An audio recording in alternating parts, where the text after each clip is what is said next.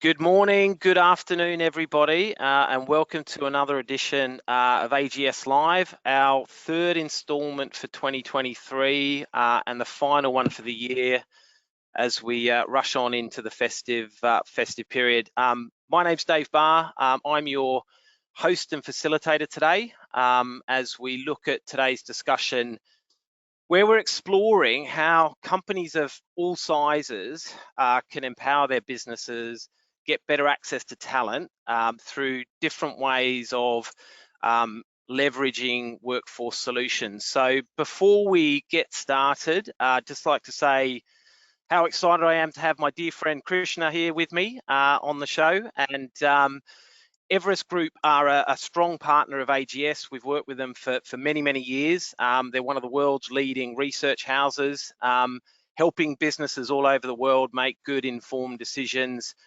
based on independent research. I know, speaking on behalf of the executives at AGS, we utilize their intel all the way through our business planning cycles. They've been heavily involved with AGS for many, many years. So without further ado, welcome, Krishna. Thanks, Dave. Glad to be here. Perfect. Excellent. So look, before we kick off, and a bit, I guess much like previous episodes of these webinars, I think it's fair to say that it's been another challenging year for us in this industry, and probably more about trying to make sense of all the information that flows through us. On one hand, we have the negative backdrop of geopolitical issues, wars in different parts of the world, the Middle East, Ukraine, you name it.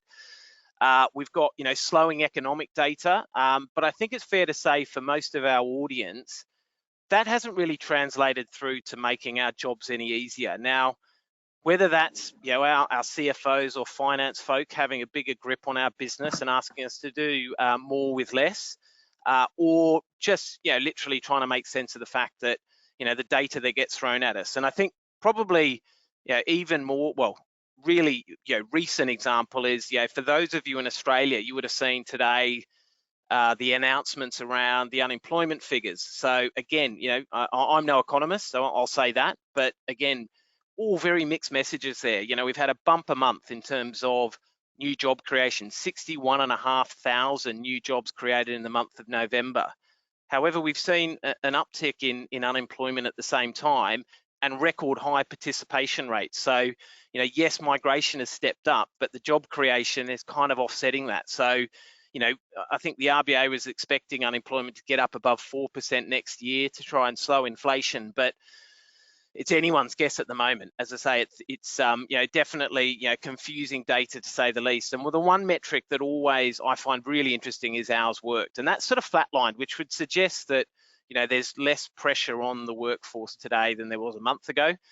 So potentially we'll see, and we always expect over the holiday seasons in Australia that that numbers will slide down. But yeah, I think it's, as I said, I think it's trying to make sense of that. And as I said to you before, that's why we've got Krishna here. Again, really, really excited about the intel he can share across a number of dimensions that will be hopefully useful for us as we try and piece together how we manage our business next year. Are we going to see relief in terms of skill shortages? Are we going to see a slowdown in terms of work? I think one of the things I would say that I'm definitely seeing is two things. One is that the cycles that we work in, those economic cycles, seem to be getting shorter and shorter, so much more volatile, which makes it hard to manage. Workforce planning is a bit of a kind of a myth to most companies. Do we really know how many people we're going to hire next year? I think it's hard to predict. The second phenomenon we're seeing is, I think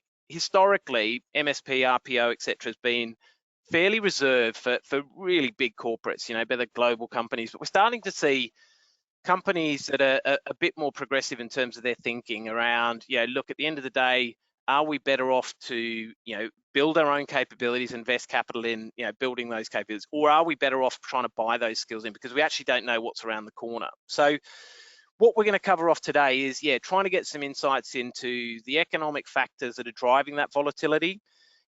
we're seeing this slowing economy, but yeah, again, persistent low unemployment. So Christian's going to share his insights and research from different markets around that.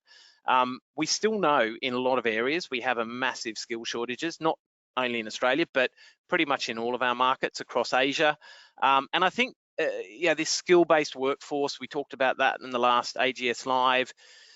There's definitely a blurring of the lines between, you know, what are, you know, kind of typical workforce makeups now. You know, how much of your, you know, your labour or your workforce is made up in FTE versus contractors versus services, and yeah, I think those are kind of morphing and flexing, you know, throughout. So look, I guess without further ado, I'm going to hand, you know, to Christian our first question, and I'll probably set you up to fail here. But as we look to 2024.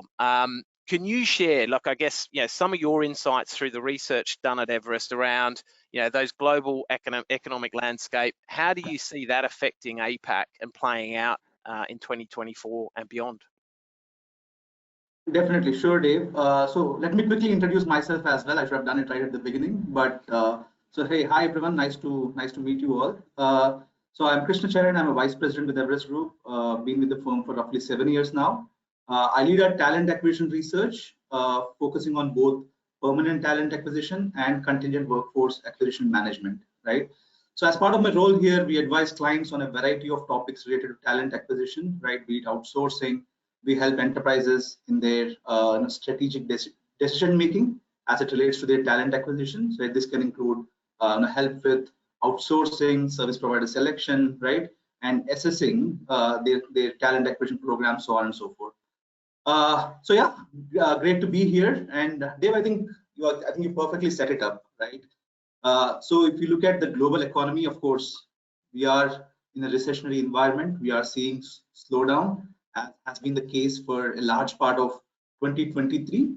Of course, it is expected to continue to 2024 as well, right?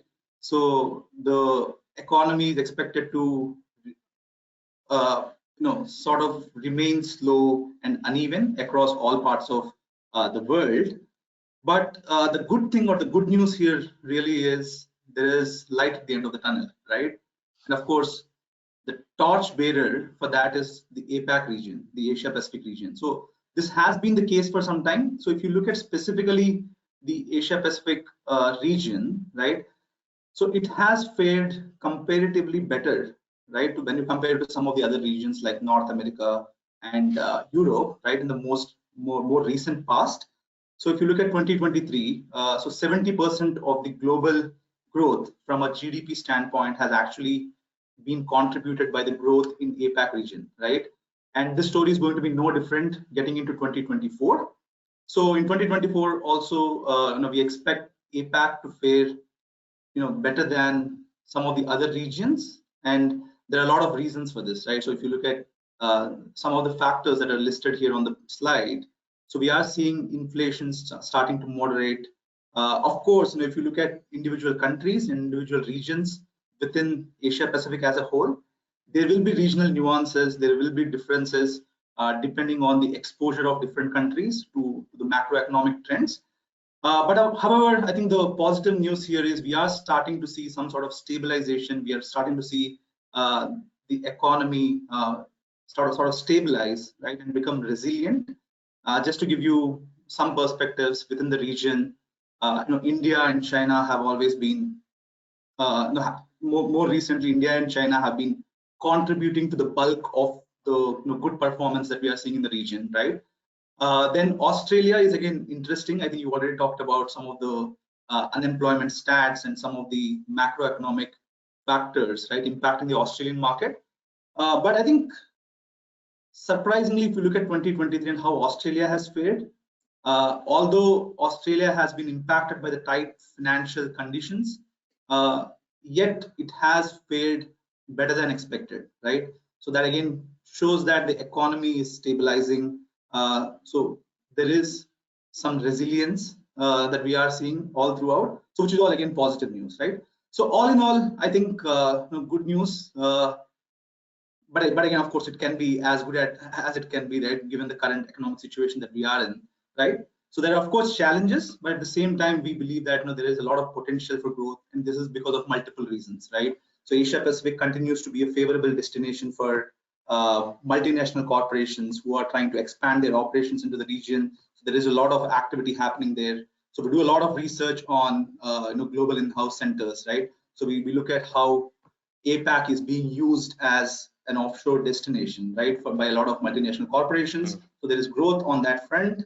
And of course, I think the other positive encouraging sign is there's also resilient demand within the economy itself, right? So we are seeing activity come back up in certain sectors, right, across different countries, which is again positive news.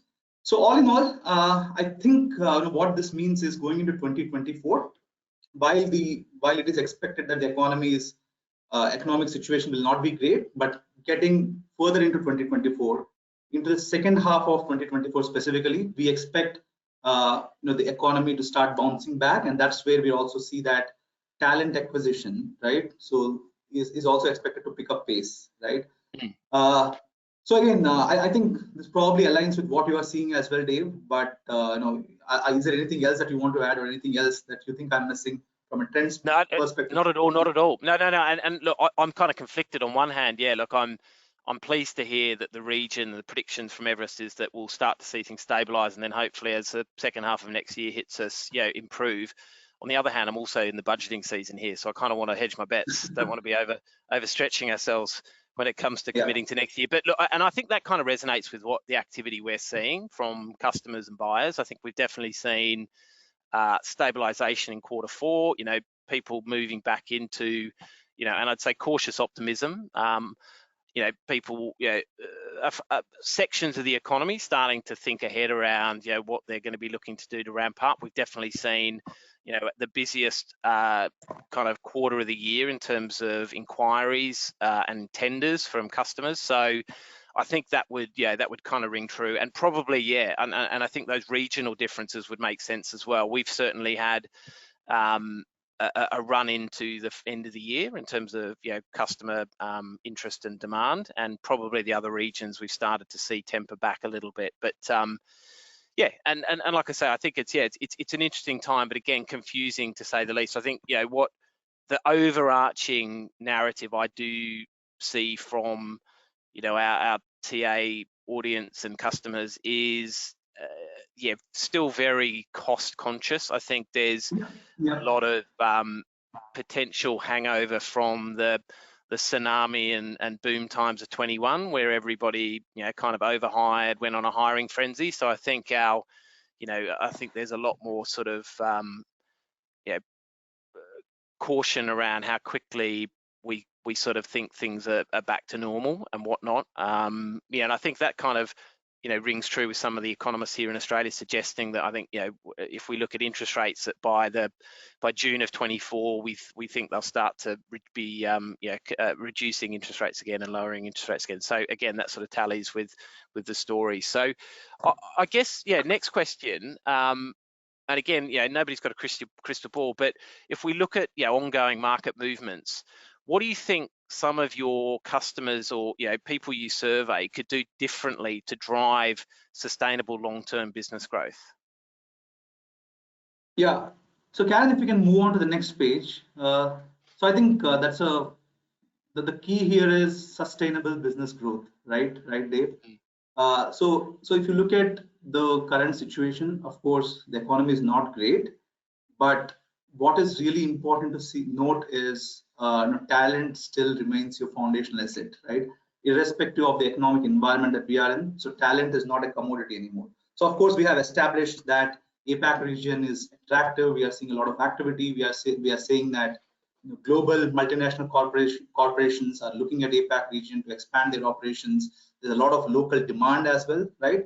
And APAC also benefits from availability of talent, right? So of course, there are also still some issues around the employability of some of this talent, right? But nevertheless, there is a lot of talent that is available across different countries, a lot of untapped potential in the region, right? So as organizations think about sustainable business growth, so it's important to really look at talent through a strategic lens, right? Because talent is definitely the foundational element, irrespective of what situation we are in. Like I said, it's not a commodity anymore, right? So Karen, if we can move on. Yeah, so I think you already talked about it. So if you move to the next slide. So what does it really mean, right, when we say that enterprises are looking at talent much more strategically, or rather enterprises need to look at talent through a strategic lens? So the key here is there are multiple aspects, right, multiple elements that enterprises and organizations need to focus on as they think about their talent acquisition approaches for the future, right? So I think the first point that you see here is, of course, the most important and most relevant at this point in time. There has been a lot of emphasis on ensuring that enterprises use the right mix of talent. So that also requires shift in mindset from traditional way of thinking as it when it comes to talent acquisition management, right? How organizations used to think traditionally. So there has to be a change, and we are starting to see that shift happen.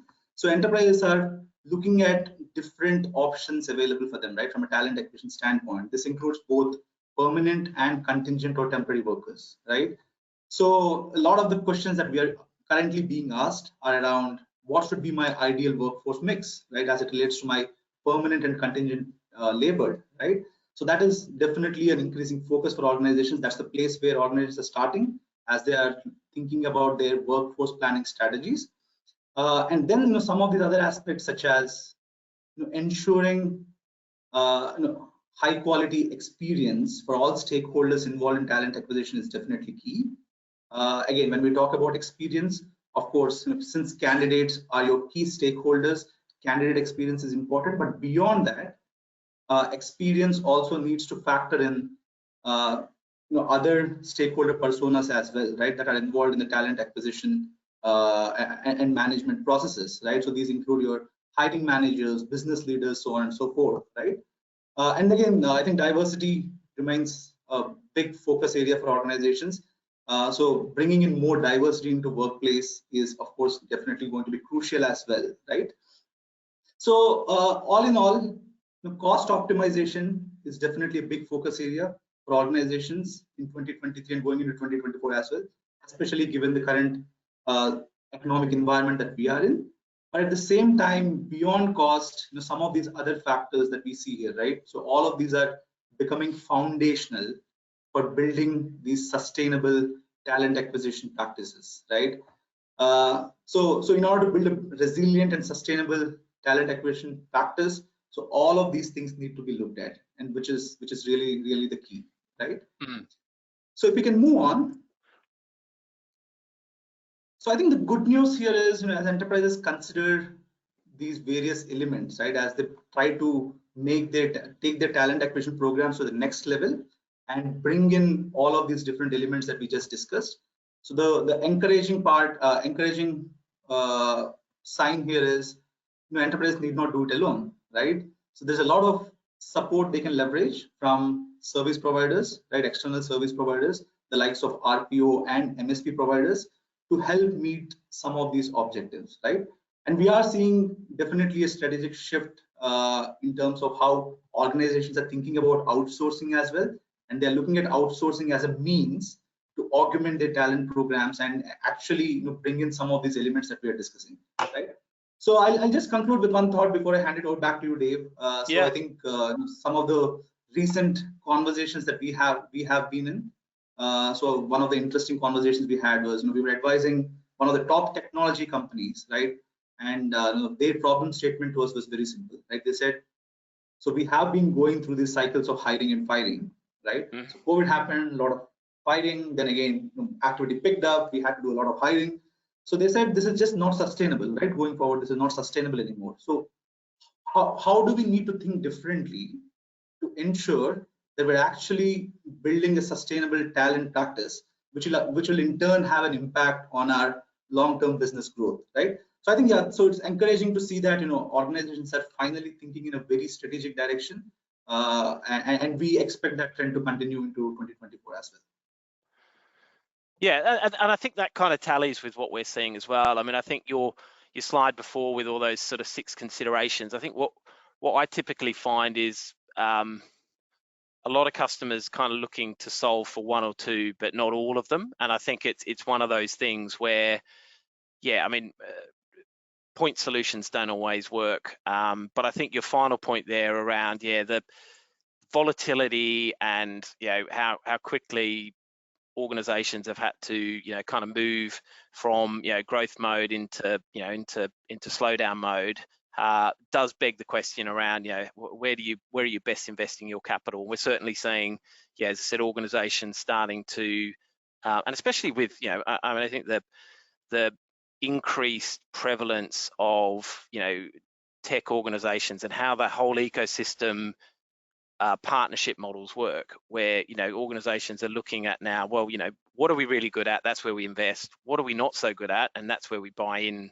expertise and whatnot. And then equally, you know, how do we hedge our bets, or, you know, cover those risks of, you know, if you know, things don't, you know, continue to grow at the trajectory we expect, how do we manage to, you know, quickly leverage, you know, our levers to pull cost out of the business when we need to do it. And yeah, I mean, definitely, I think we're seeing, yeah, a bit of a kaleidoscope of considerations and yeah, kind of inquiries from companies. But I mean, I guess, yeah, your research and, you know, around the trends and analysis around, you know, the types of, you know, the types of services companies are considering, you know, whether it's, you know, I know, you know, kind of project-based, piecemeal, modular type engagements versus other things. Are there any, I guess, yeah, kind of emerging trends that you're seeing around, yeah, kind of what the people, the organizations you're surveying are, yeah, kind of leaning into versus potentially traditional models? Yeah, definitely. So if we can move on to the next slide. So all in all, the big trend that we see is you know, increased appetite for outsourcing, as I already mentioned, right? So we are seeing a lot of emphasis and focus from organizations to leverage external support as it relates to their talent acquisition management, and we are seeing it both on the permanent talent acquisition side and on the contingent workforce acquisition management side as well, right? So if you look at the RPO, the recruitment process outsourcing market, which again is the outsourcing of your permanent talent acquisition. So as you can see here, within the APAC region, we are seeing the market growing nicely, right? You know, almost at almost double-digit pace over the past few years, barring 2020, right? When you know, of course, it was a black swan event, and this was expected. So overall, in the APAC region, we are seeing the activity sort of pick up.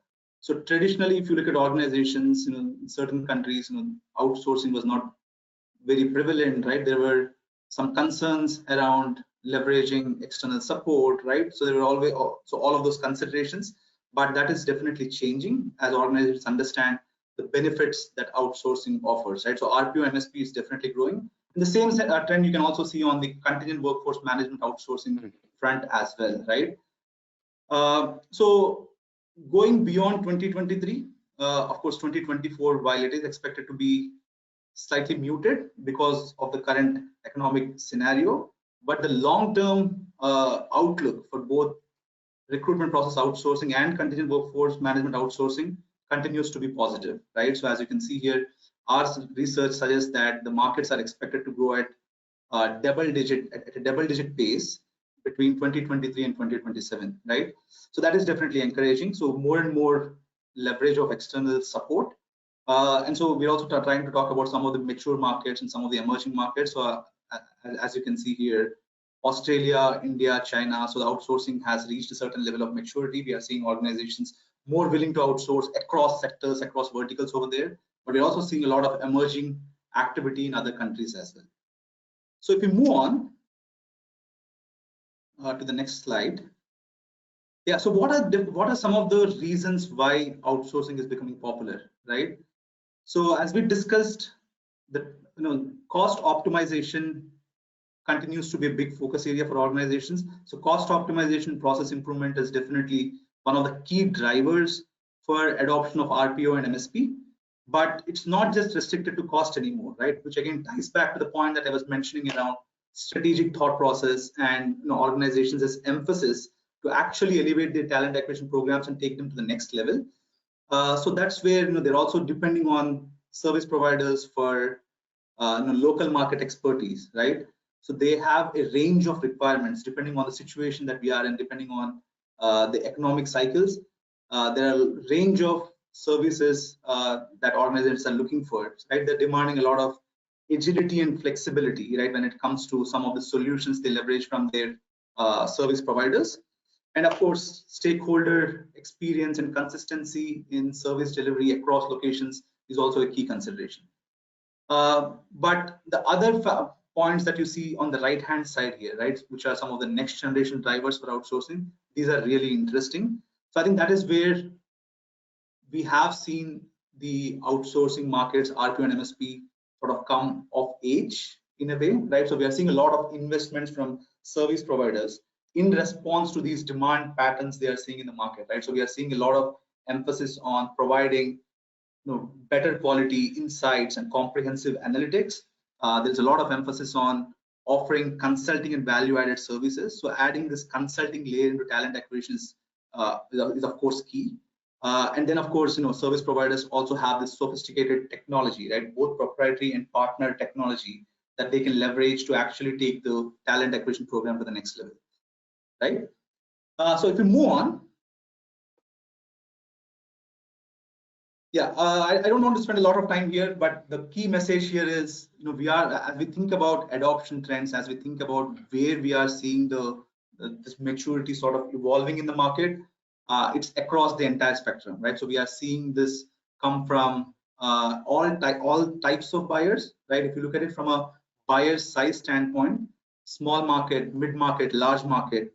So we are seeing matured activity in all of these segments. And very interestingly, I think the activity in the small and mid-market segments has especially picked up in the past few years, right? So I think that goes back to the point that you were mentioning, Dave, around outsourcing is not just for large organizations anymore, right? So there are a range of offerings that service providers, RPO, MSP providers such as yourselves can offer that can really be beneficial to small and mid-sized enterprises as well. Just for everyone's benefit, I'll just say how we are defining this. So small market is typically organizations with with revenue less than 1 billion. Mid-market enterprises are enterprises with 1 to 5 billion, right? And large market is enterprises with more than 5 billion in revenue. That's how we categorize this. But all in all, there's a great deal of activity happening across segments. And then we're also seeing the scope of RPO and MSP deals in the region also evolve, right, from a geography standpoint. So you can see very clearly that the scope of RPO and MSP deals, they're actually maturing, right? From a geography standpoint, we are seeing more global and more regional scope, right? So scope starting out as single country scope, but enterprises see the benefit and they are expanding their relationships into other geographies as well, right? If you move on to the next page, yeah, again, I think industries, we are seeing industry activity across the spectrum. We are seeing, of course, BFSI, high tech and telecom and manufacturing to be the leading adopters, but we are seeing the activity also pick up across other industries as well, right? So across business and professional services, pharma and life sciences, energy and utilities is a big sector, for example, in Australia, right, where we are seeing a lot of activity happen from an outsourcing standpoint. So yeah, so I think the key message here really is we are seeing adoption grow across markets, across verticals, industries, and buyer sizes and types. So if we move on, yeah, so I think as we already discussed, the reason why this adoption is happening is, of course, every enterprise is unique. Every enterprise has different expectations in terms of the services or the support they are seeking. But we're also seeing service providers invest and expand their capabilities to cater to these varying requirements of enterprises, right? So Karen, if you actually move on to the next slide, I think this probably answers your question directly, Dave, right? So when we talk about different engagement models, so enterprises now have a range of options that they can leverage, right? So we are calling it flexible engagement models and strategic engagement models. So as we go from left to right, the strategicness of the solutions increases, right? So depending on the appetite of organizations, depending on the specific, depending on the maturity and depending on the level of support that they would be requiring, So they are leveraging a range of solutions from RPO and MSP providers, right? So these can be your recruiter on demand, staff augmentation type services. Interestingly, there is a lot of uptick in activity for project RPO, right? So project RPO is shorter term RPO deals, right? These are not your end-to-end multi-year outsourcing engagements, but these are again point-in-time support that enterprises are seeking, right? At a given point in time. And then we have, of course, the piecemeal RPO and MSP. Excuse me. So we have the piecemeal RPO and MSP that's becoming popular. So by piecemeal, what we really mean is modularized solutions coming into the market. Again, that is again definitely encouraging. That is a good sign because, like I said, if you look at some of the organizations, they would still want to keep some level of control as it relates to the talent acquisition function in-house. So that's the place where they still realize that they need to augment their talent acquisition functions with specific services, right? It can be specific modular services. It can be help with say just something like sourcing or screening, right? Or it can be with assessments, so on and so forth, right? So they're also looking at these piecemeal support. And of course, on the right-hand side, we have the strategic engagement models, which are your longer-term RPO and MSP constructs, right? And again, the interesting and the final point that I would like to make here is with some of these strategic engagement models, we are also seeing a lot of importance to talent acquisition consulting and advisory, right? So consulting and advisory is being embedded into the existing RPO and MSP programs as well. Again, so all of this is being brought in by service providers. It's really, as analysts, I have been tracking this space for 7 years, like I said, right? So especially post-COVID, in the last 2-3 years, it's really great to see the pace at which some of the innovation is happening, especially as it relates to all of these different engagement models that service providers can bring onto the table. Yeah, I think it's an interesting observation, Christian. I think it certainly kept us as an industry on our toes, and our customers, and I think those in the TA or HR talent community, and yeah, I mean it's interesting. Yeah, I mean I feel that either end of the spectrum is probably where the focus is. I think we've certainly seen a lot of, especially in the post-COVID world, this big kind of what I would call recruitment problem outsourcing rather than a strategic partnership where it's literally trying to plug a gap. And I think during the last few years, I think that those flexible engagement models have become more prevalent, but I think buyers have become more savvy at the same time to understand the benefit of having a flexible model within there. And modular, I mean, and all I would say to the listeners and audience is modular RPO, piecemeal RPO, whichever you call it, isn't without its issues or challenges, and I'd urge buyers to be considering binary considerations and cost considerations, as well as the soft and human considerations around augmenting a TA or having a hybrid ecosystem, and some of the potential human kind of friction that can be caused through that, and we often have those sorts of conversations as well around ensuring that the devil's in the detail around how you integrate these kind of modular solutions, so that we're kind of joined at the hip in terms of mutual goals and mutual outcomes. The commercial foundation as well is kind of mutually beneficial. It's kind of designed specific to the actual elements of the service, rather than I think when we saw 2021 come around, as an industry, RPO was still weaning itself off fully transactional models, and kind of paying for kind of on a placement basis, to actually realizing that in a modular setup, that doesn't necessarily work, because the partner's not necessarily going to be responsible end to end. There's so many dependencies, and the commercials need to factor that in. But interestingly, on the other end of the spectrum, and our big global customers, both in MSP and in RPO, the expectation around what we bring to the table in terms of value add consulting services is obviously pushing, which is exciting. Again, I think it's it challenges us as an industry to do more and do better. I think it also swings the pendulum back to I simplify our business model, but all of my investment goes into people and technology that deliver recruitment outcomes for our customers, really, and all the kind of really key points like data and everything else that supports those outcomes.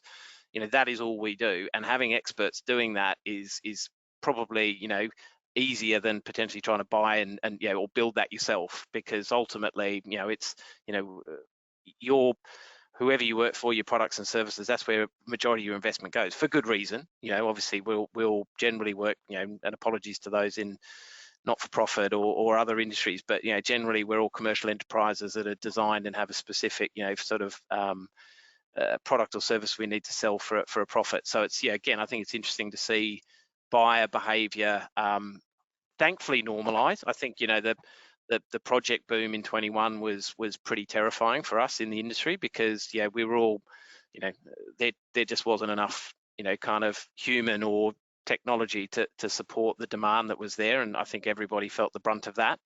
And we're starting to be able to get to a point where we can reinvest in our business to meet our customer demands in the middle, and making sure that as I said, our modular solutions and project solutions are kind of fit for purpose, as well as our large scale enterprise solutions as well. And I think that one last point is we've definitely in recent times, and I expect this to increase in the next year or so, is these what you described as that mid-market and smaller enterprises, definitely starting to see them kind of waking up to, hey, look, ultimately potentially getting and buying in expertise is probably the right is a good option.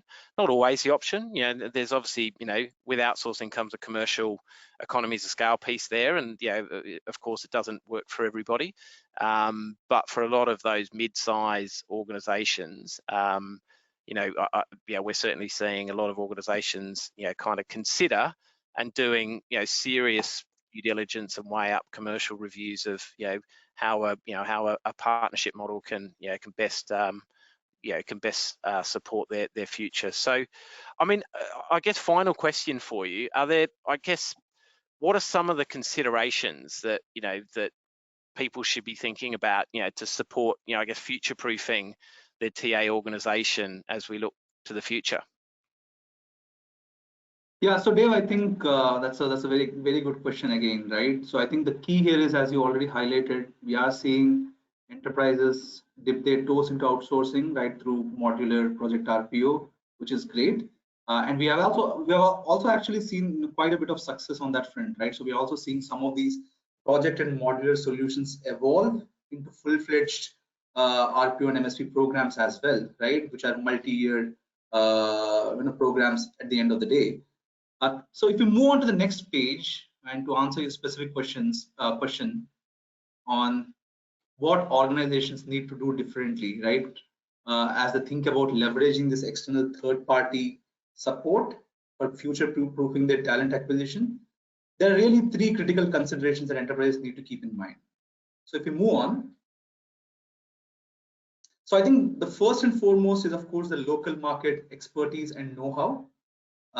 So if you look at, especially on the contingent workforce management side, there are a lot of regulations, right? There are a lot of compliance related requirements, and this varies by country, right? This varies by region.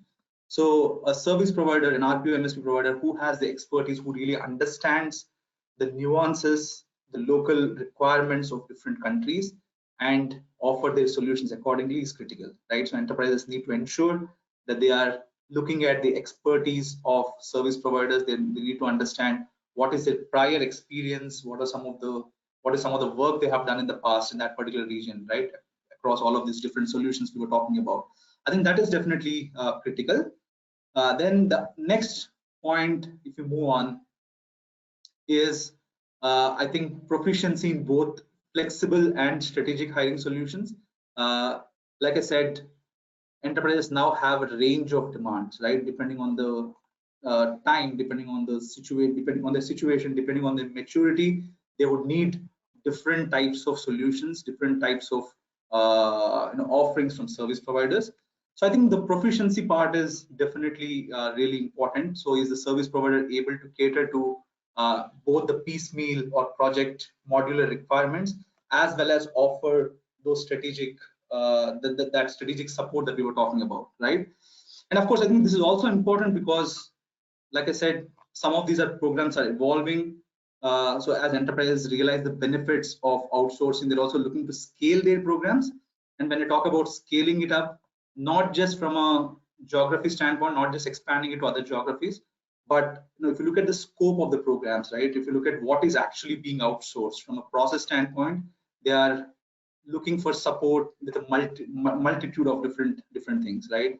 So it's not just restricted to the core talent acquisition or core recruitment processes anymore. The consulting and advisory piece that I was talking about, and it comes in different shapes and forms again.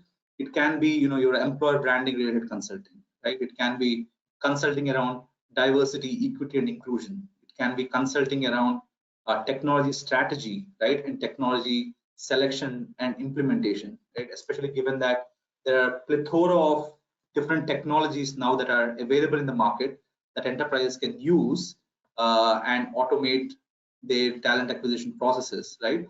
So I think all of these are important. So the expertise of the provider, the local market know-how, and their ability to offer these agile and strategic hiring solutions is important. And lastly, I think I already covered this in bits and pieces already. So if we move on to the next point. Yeah, so I think the consultative capabilities is something that we already discussed. Consulting capabilities and the technology solutions, which needs to be a combination of both proprietary and partnership. So it's ultimately the service provider's ability to meet the clients where they need them to, right? That is going to be definitely critical, right? Just one last example before I hand it over back to you, Dave. So we are supporting a leading technology company. So we have been engaging with them for a long time. So they're one of the top 3 technology companies in the world. So they have been leveraging RPO. They have been leveraging some modular solutions. Then they don't have an end-to-end talent acquisition outsourcing program, but they rather have a piecemeal or a modular focused program, right? But they are really considering now to expand the scope, right? Because of the success they have seen in their RPO programs, they are really now looking at expanding their programs and outsourcing more work, right, to the service providers.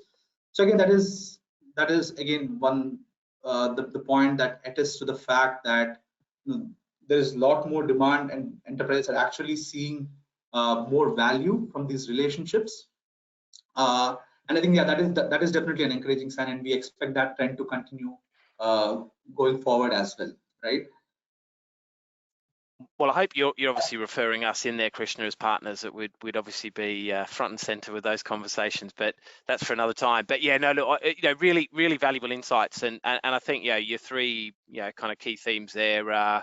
In a practical sense, definitely what we're seeing. I mean, we operate obviously across a lot of countries, and forever, I guess our mission at AGS is trying to give our customers the best of both worlds. Yes, we're a large powerhouse global business, footprint in so many 100+ countries, but equally, if you're a buyer in Australia, you want to understand that we know the local landscape, and we can resonate and engage with talent in this particular jurisdiction. So and yeah, I mean, I think it's interesting to see the prevalence of kind of evolution within customers, and I think that's our job as an industry, I think is to push the boundaries with our clients, not rest on our laurels when we do get engaged, be it on a project basis or otherwise, but be that strategic partner who comes to the table with ideas to evolve. And really, I think our entire industry is kind of predicated on that. And our existence in the future is reliant on that. If we don't do that, we will cease to exist. Again, our biggest competitor in the RPO space, less on the contingent MSP space, is in-house teams. And that's, again, if customers believe they can do it better themselves, well, arguably we're kind of dead in the water in that space. So, I mean, that's a bit of a simplistic outlook, but nonetheless, I think there's some truth in the matter. Now, one thing, and I'm going to get shouted at by my colleagues, Jacqueline and Karen, is at the beginning of today's session, I was meant to remind everybody that you could drop questions in the chat function within GoToWebinar, which I haven't done.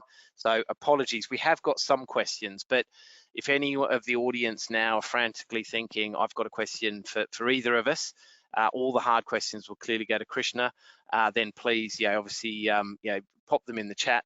The first question I've got here, is strategic workforce advisors only useful for big corporations? I'll happily pick that up, and Krishna, keen to get your thoughts as well. I would say historically that's kind of been how the industry, MSP RPO was I want to say exclusively reserved for big organizations, but that was kind of where it was. If you had a material scale of hiring, in the hundreds or thousands a year, global reach, etc., that's where you typically would look at it. But I think as the industry's evolved, and it was kind of a cost play back, I think in many ways it was, back in the late 90s, early 2000s, agency fees were through the roof. So therefore, why did people feel they had to pay that? There were different ways of working and different ways of doing things, and that was that. What I'm starting to see more and more is organizations, especially those in kind of innovative or tech-driven industries, kind of saying to themselves, look, I have a finite amount of capital I need to invest in everything. Do I really want to invest in building TA capabilities, even though and a lot of these tech businesses are wholly dependent on skills, like that, that they need the best of the best, whether it's engineers, developers, you name it.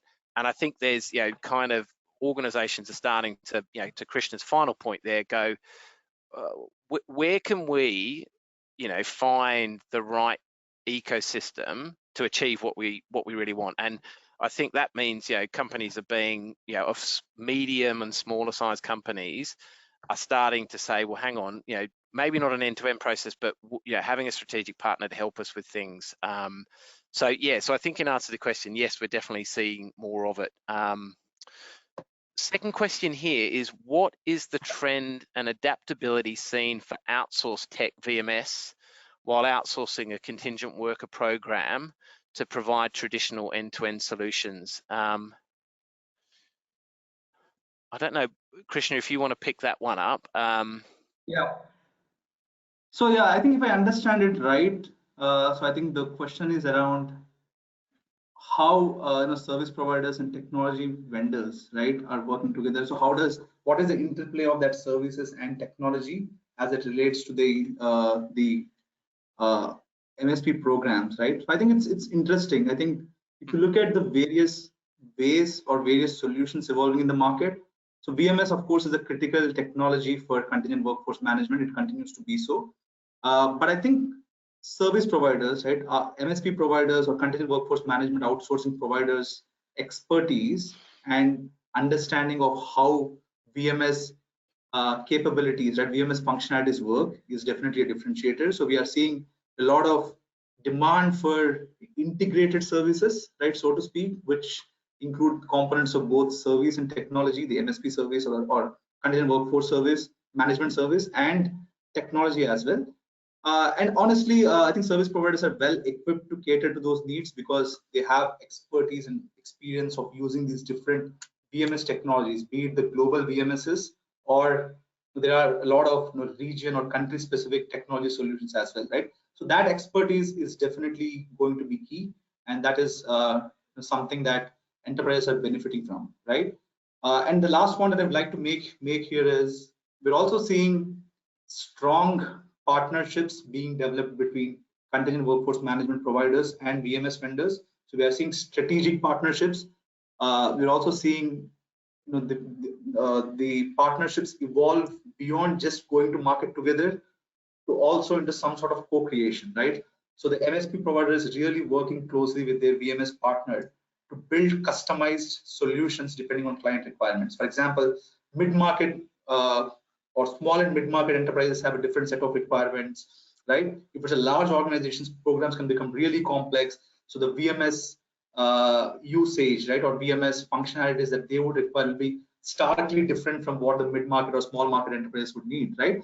So I think to bring in this different levels of service and different and the understanding of the different nuances of various types of buyers is critical. And of course, I think we are seeing that MSPs are kind of in a way excelling, right, in terms of ensuring that they bring the right solution to their clients. Yeah, 100%. I mean, our investment around what we call tech ops internally to develop, our VMS capabilities with each customer and customize and do, what we can to get the very best out of the platform is huge. Final question, because I am conscious of time, and whichever questions we don't get to, we'll obviously happily send out to the audience another time. But what are some of the key considerations for organizations when selecting a workforce solutions partner? I'll answer. I'm happy to answer that, and then maybe throw to you, Krishna. But I think, in the interest of time and keeping it a high level, I mean, I think the first thing is knowing what you want to get. The number of times we get engaged prematurely, I would say, where customers say, yeah, well, look, we want a partner, but we're not really sure what we want. I mean, it's incredibly hard for us to provide a solution. So I think the first bit I would always say is really make sure you know what you're trying to solve for. Second part, I would be, find a partner who can excel in the dimensions that you're looking to do. And probably the last one, in the interest of time, and I think probably more if we're leaning toward the RPO space rather than the MSP space, is recruitment and TA is still to this day a fairly human dependent process. And I think what I always think about is the intangibles in a partnership is actually getting down and in a workshop environment, sitting down and staring the partner in the whites of their eyes and knowing that that you can trust each other and you're going to work together. And I think so often we get caught up in the binary, price, cost, whatever but actually often the those intangibles, those the intrinsic values that a company has, and are there synergies between what you do and whatever else with your end customer, I think is so important to and often I see really highly well-designed programs not work necessarily because of the human element of it, and I think that sometimes can be lost in a selection process. So I don't know, Krishna, if you've got any views on, I know you do surveys around selection criteria, but any final points for the audience? Yeah, Dave, I think you covered it fairly well. The only point I'll probably emphasize on is the partnership approach, right? So again, enterprises should not look at these relationships as transactional relationships anymore, right? It's about that it's really about that partnership approach to grow together, right? So service providers who exhibit that, right, in terms of having that partnership in place and growing with their customers, right, and helping them meet their varying demands. So I think that is definitely critical. And of course, some of the other things that we discussed around capability, local market know-how, right, the technology capabilities, consulting capabilities, all of that is definitely a key. But at the same time, it's also about the willingness of the service provider to flex to meet clients where they want to be met, right? I think that's one of the other critical points that I just wanted to highlight as well.